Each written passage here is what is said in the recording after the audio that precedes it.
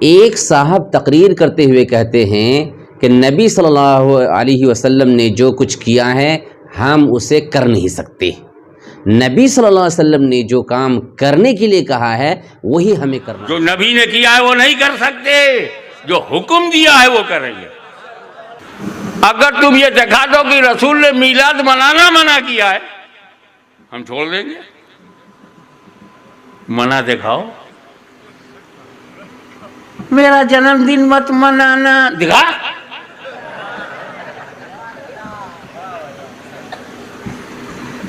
کوئی مر جائے تو ایصال ثواب کے لیے 40واں مت کرنا، دکھاؤ۔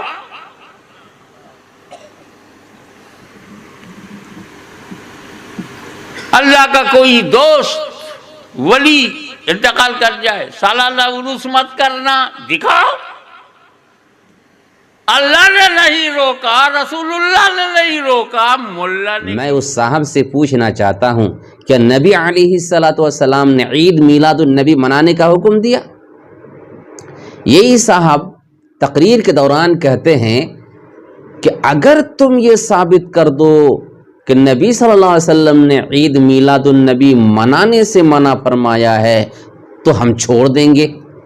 میں اس صاحب سے پوچھنا چاہتا ہوں کیا آپ یہ ثابت کر سکتے ہیں کہ نبی صلی اللہ علیہ وسلم کے زمانے میں عید میلاد النبی کا چرچا تھا، عید میلاد النبی لوگ منایا کرتے تھے اور آپ علیہ السلام نے دیکھا لیکن آپ نے منع نہیں فرمایا؟ کیا آپ یہ ثابت کر سکتے ہیں؟ میرے بھائی، اگر عید میلاد النبی کا دین میں کوئی حصہ ہوتا جیسے عید الفطر اور عید الاضحیٰ کا حصہ ہے تو عید میلاد النبی کے سلسلے میں ڈھیروں روایتیں ہوتی، جیسے عید الاضحیٰ اور عید الفطر کے سلسلے میں بے شمار روایتیں موجود ہیں۔ عید میلاد النبی منانے کا طریقہ آپ علیہ السلام بتاتے، جیسے عید الفطر اور عید الاضحیٰ منانے کا طریقہ آپ نے بتایا ہے۔ آپ نے ایک ایک چیز سکھائی ہے، جیسے آپ نے نماز کا طریقہ آپ نے سکھایا، وضو کرنے کا طریقہ آپ نے سکھایا، زکوٰۃ ادا کرنے کا طریقہ سکھایا، حج کرنے کا طریقہ سکھایا، غسل جنابت اور غسل حیض کرنے کا طریقہ آپ نے بتایا، اور بے شمار چیزیں آپ نے سکھائی ہے۔ تو عید میلاد النبی منانے کا طریقہ بھی آپ سکھاتے، لیکن کوئی چرچا نہیں۔ کیوں؟ عید میلاد النبی کا کوئی چرچا اس زمانے میں نہیں تھا، اور عید میلاد النبی کا دین میں کوئی حصہ ہی نہیں ہے، اس وجہ سے آپ علیہ السلام نے اس کے بارے میں کچھ بتایا نہیں۔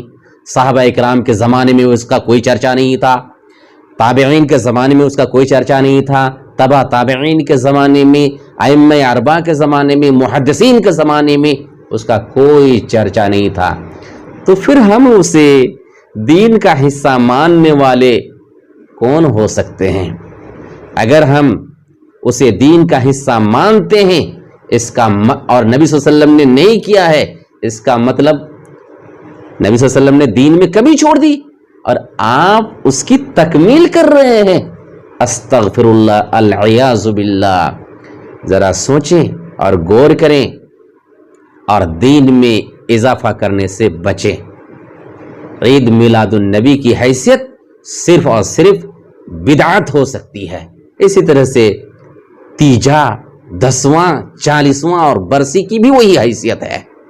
یہ بے بنیاد اور خرافات چیزوں میں سے ہے، اس لیے ہمیں نہیں منانا چاہیے، اور جو لوگ سوال اٹھاتے ہیں انہیں برا بھلا نہیں کہنا چاہیے۔